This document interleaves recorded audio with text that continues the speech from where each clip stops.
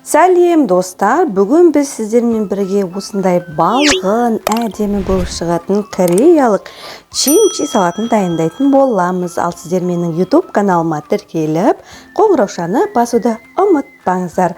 Ең алдымен осындай балғын, әдемі салатты дайындау үшін мен 4 сәбізді алып, жақсылап осылай теркадан өткізіп шықтым. Үй жағдайында көбінесе бізде аналарымыз бұл салатты дайындауға дәмі келмей жатады. Сондықтан ең оңай лайфхактарды сізге көрсететін боламын. Сондықтан ерінбей осы менің жасаған видеомды соңына шейін қарап шығыңыздар. Ал құрметті қыз-келіншектер, өздеріңіздің кешкілік дастархандарыңызға және де немесе отағасыларыңызды қуантуға, отбасыңызды қуантуға, кез келген донер сияқты түрлі тіске басарлар дайындауға осы лайфхак сіздерге ұнайды деген сенімдемін. Ал сіздер менімен бірге болыңыздар. Ендеше салатымызға осы сәбізді жақсылап теркадан өткізіп болғаннан соң 2 сарымсағымызды осылай үкіштен өткізіп немесе майдалап турап қоссаңыздар болады. Әркімнің өзінің жағдайына байланысты. Негізінде чеснок осы көптеген салаттарға әдемі дәм береді және асқазандағы бактерияларды өлтіреді. Сондықтан қосқан жөн.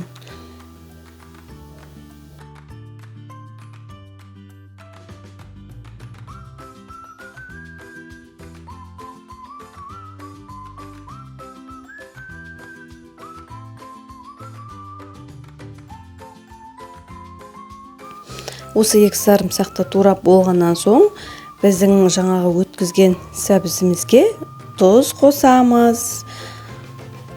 Татымына қарай дәмдеуіштерін қосамыз. Мен кинза қолданамын. Кинза қосамыз. Татымына қарай азырақ қоссаңыздар болады. Және қара бұрыш, паприка. Және мына жерде мен қара бұрыш қосқаным түспей қалыпты. Және мен балғын укроп қосамын. Себебі әдемі дәм береді, әдемі түс береді деген сияқты. Осы укропты көп жерге қолданған дұрыс. Себебі әдемі дәм бергенмен қоймай, бұл денсаулыққа да өте пайдалы өсімдіктердің бірі. Ал сіздер қарап отырмай менің каналыма жазыла отырыңыздар. Сіздерді өз парақшамда күтемін. Жақсылап майдалап турап болған соң салатымыздың үстіне қосамыз.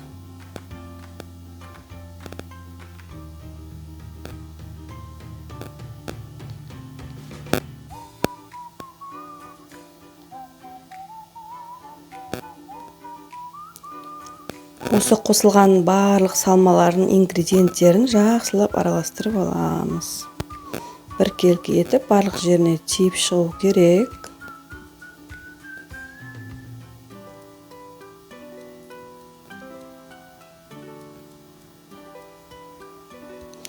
Енді мен дәл осы лайфхагымды көрсетейін сіздерге.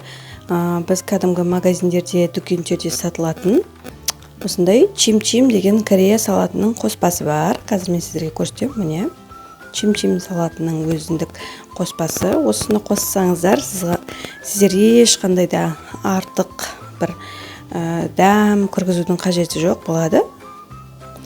Сондықтан осыны пайдаланып салатыңызға қосыңыздар. Сол кезде сәбіз салатының бір банкысын 600 теңге, 1000 теңгеден сатып алмайтын боласыздар. Байқап тұрған болсаңыздар, видеода небәрі 4 қана сәбізден осындай әдемі көлемді 4 тәрелкедей шығатын салат дайындап жатырмын. Осы менің жасаған лайфхагымды дұрыс пайдалансаңыздар, базардан қымбатқа сатып алмайтын боласыздар. Дайын салатты сатып алмай, келіншектеріміз осындай өз қолдарымен дәмді салат жасаңыздар. Менің каналымды тіркеліп, қоңыраушаны басып отыруды ұмытпаңыздар, ханымдар. Мен сіздермен түрлі рецепттермен бөлісіп отырамын.